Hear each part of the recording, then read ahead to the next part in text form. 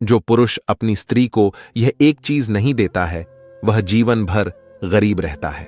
दोस्तों, वह कौन सी चीज है जो हर पुरुष को अपनी पत्नी को देना चाहिए?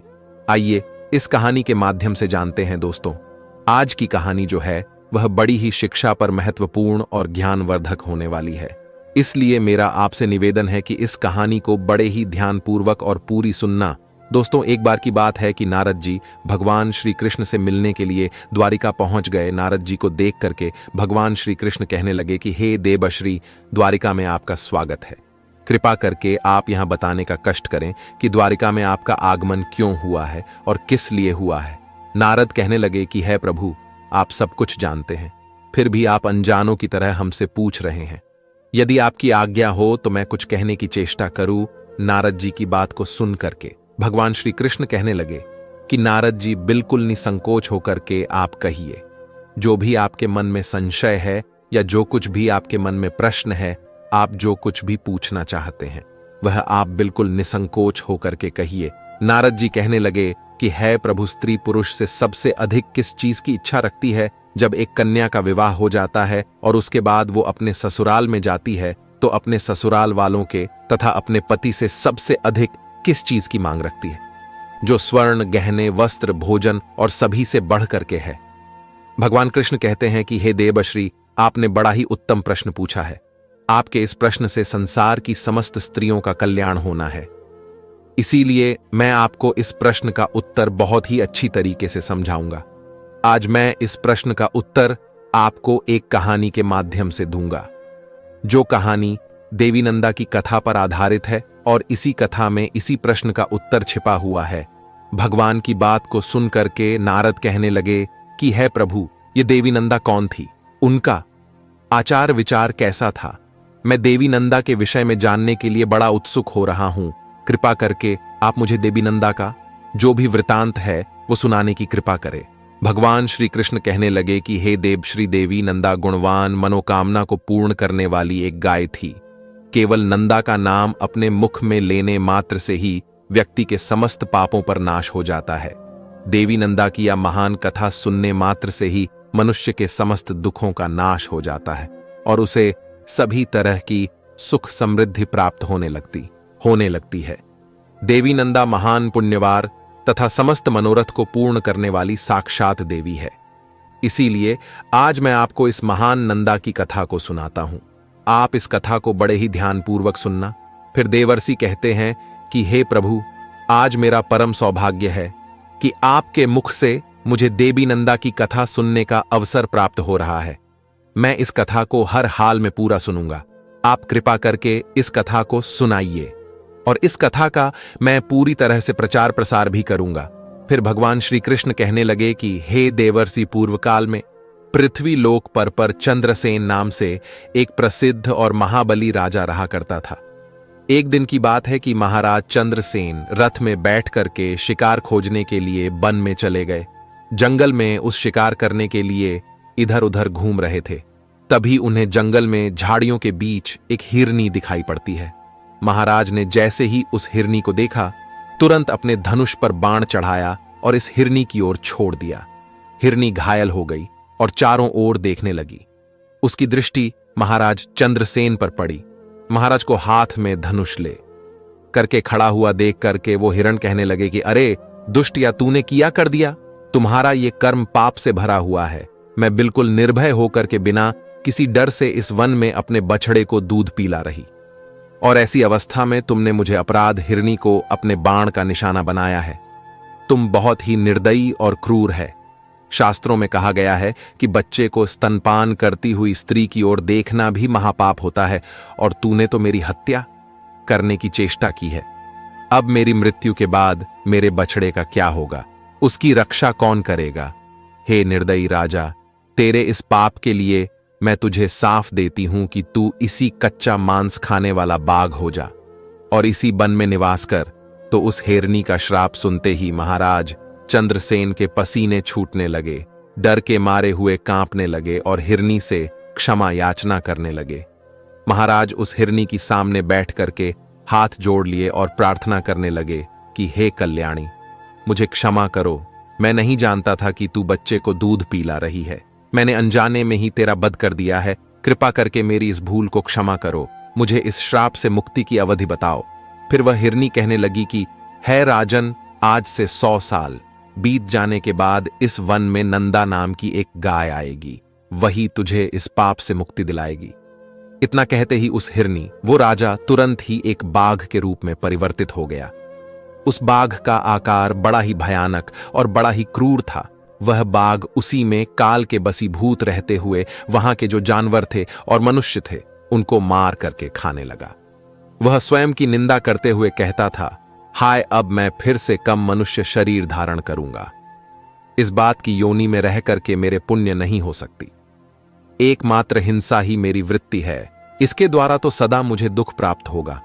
इस प्रकार से कैसे मैं इस पाप से मुक्त हो पाऊंगा। जब उस मन में रहते हुए 100 साल बीत गए, तब एक दिन वहां पर गायों का एक बहुत बड़ा झुंड आ गया। उस वन में घास और जल की विशेष सुविधा थी। उसी कारण से गाय वहां पर चरने के लिए आई थी। उस गायों के झुंड में एक बहुत ही सुंदर तथा संतुष्ट रहने वाली एक गाय थी। उस गाय का नाम था नंदा। वही उस झुंड की प्रतिनिधि करती थी। सबसे आगे निर्भय होकर के वह चला करती थी। एक दिन की बात है कि वह अपने झुंड से बिछड़ करके चलते चलते उसी बाघ के सामने पहुंच गई। बाघ उस गाय को देखते ही खड़ा हो गया और उसके पास जाकर के कहने लगा कि ये गाय, आज विधाता ने तुझे मेरा ग्रास नियत किया है, क्योंकि तू स्वयं यहां चल करके आई है। उस बात के रोंगटे खड़े कर देने वाले निष्ठुर वचन सुन करके उस गाय को अपने बछड़े की याद आने लगी। उसका गला भर आया और वह रोते हुए अपने बछड़े के लिए हुंकार करने लगी थी। उस गाय को रोता हुआ देख करके वह बाघ कहने लगा, अरे गाई, तुम क्यों रोती हो, क्या कारण? इस संसार में सभी प्राणी अपने कर्मों का फल ही भोगते हैं। तुम खुद मेरे पास चल करके आई है। इसे जान पड़ता है कि तेरी मृत्यु आज ही लिखी हुई है। फिर तो व्यर्थ की चिंता क्यों करती है? क्यों व्यर्थ का बिलात कर रही है? अच्छा तो तू बता दीजिए कि क्यों रो रही है, किस लिए तुझे रोना आ रहा है? उस बात की बात को सुन करके नंदा कहने लगी कि है बात, तुम्हें नमस्कार है, मेरा सारा अपराध क्षमा करो करो। मैं जानती हूं कि तुम्हारे पास आए प्राणी की रक्षा असंभव है। मैं अपने जीवन के लिए शोक नहीं कर रही हूं। मेरी मृत्यु तो एक ना एक दिन होगी, किंतु हे बाघ, मैंने अभी कुछ समय पहले एक बछड़े को जन्म दिया है। ये मेरा पहला बछड़ा होने के कारण वह मुझे बहुत प्रिय है। मेरा बछड़ा अभी दूध पी करके ही जीवन चलाता है, घास तो खा नहीं सकता। इस समय वह घर में बंधा हुआ है और भूख प्यास से पीड़ित करके मेरी राह देख रहा है। उसी के कारण मुझे शोक हो रहा है कि मेरे ना रहने पर वह बछड़ा जो है उसका जीवन कैसे चलेगा। मैं अपने पुत्र स्नेह के वशीभूत हूं और उसे दूध पिलाना चाहती हूं। मुझे थोड़ा सा समय दीजिए और थोड़ी देर के लिए जाने की मुझे आज्ञा दीजिए। मैं अपने बछड़े को दूध पीला करके, प्यार से उसका मस्तक चौम करके और उसे कुछ बातें बता करके जो जीवन में उसके लिए हितकर हूं और उसकी रक्षा कर सके। इतना कहकर कि मैं तुम्हारे पास वापस लौट आऊंगी।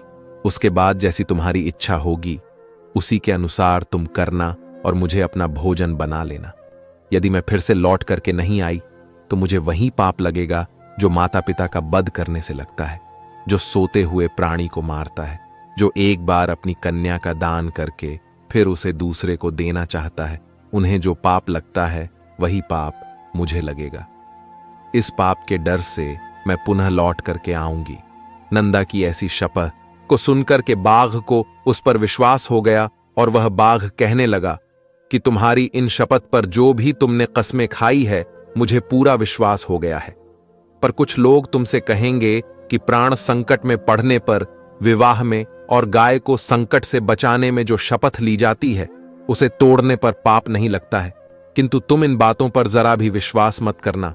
इस संसार में कितने ही ऐसे नास्तिक हैं जो मूर्ख होते हुए भी खुद को पंडित कहते हैं। वह तुम्हारी बुद्धि को भ्रमित कर देंगे। जिनके चित्र पर अज्ञान का पर्दा पड़ा है वो तुच्छ मनुष्य पुत्र को लगा करके तुम्हें कसम तोड़ने के लिए भी कहेंगे, लेकिन तुम अपने वचन का पालन करना। फिर नंदा कहने लगी कि हे बाघ, तुम्हारा जो कथन है वो अपूर्णतया सत्य है और मैं सत्य का पीछा कभी नहीं छोड़ूंगी। मैं तुम्हारे वचनों का जो भी मैंने वचन दिया है उनका मैं अवश्य पालन करूंगी। फिर बाघ ने कहा कि हे गाय, अब तुम जाओ अपने पुत्र से मिल करके और उसे दूध पीला करके, उसका मस्तक चूम करके और उसे अपने सहेलियों से मिला करके शीघ्र यहां लौट करके आओ। फिर वह गाय उस बाघ की आज्ञा लेकर के वहां से चली गई। उसके ऊपर आंसुओं की धारा बह रही थी। वह अत्यंत दुखी भाव से कांप रही थी। उसके हृदय में बड़ा दुहक था। जैसे ही वह घर पर पहुंची, जिससे अपने बछड़े की पुकार सुनी, वह दौड़ करके अपने बछड़े के पास पहुंच गई और आंसू बहाने लगे। अपनी माता को रोता हुआ देख करके वह बछड़ा कहने लगा कि माता, आज तुम बहुत ही डरी हुई हो। इतना क्यों डरी हुई हो? क्या कारण है? फिर जो नंदा गाय थी वो पहले लगी कि बेटा स्तनपान करो, ये हमारी अंतिम भेंट है। अब से तुम्हें माता का दर्शन नहीं हो पाएगा। आज एक दिन मेरा दूध पी लो, मुझे अभी लौट जाना है। मैं बाघ को वचन दे करके आई हूं। भूख से पीड़ित उस बाघ को मुझे अपना जीवन अर्पण करना है। माता की बात को सुन करके वह बछड़ा कहने लगा, मां, तुम जहां जाना चाहती हो वह मैं भी चलूंगा। तुम्हारे बिना मैं कैसे जी पाऊंगा? तुम्हारे साथ मेरा भी मर जाना अच्छा है। यदि तुम ना रहोगी तो मैं अकेले वैसे ही मर जाऊंगा। यदि बाघ तुम्हारे साथ मुझे बीमार डालेगा तो निश्चय ही मुझको उत्तम गति प्राप्त होगी, जो मात्र भक्त पुत्र को मिलती है। अतः तुम्हारे साथ अवश्य चलूंगा। माता से बिछड़े हुए बालक का जीवन बहुत ही दुष्कर होता है। दूध पीने वाले बालक के लिए माता के समान संसार में कोई दूसरा नहीं हो सकता है। माता के समान रक्षा करने, माता के समान आश्रय देना, माता के समान प्यार करना और माता के समान शुक्ल था। माता के समान देवता इस लोक में क्या, पर रोक में भी नहीं है।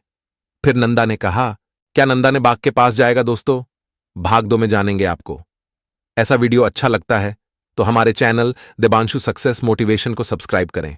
भाग 2 बहुत जल्दी आने वाले हैं। आप सबको धन्यवाद।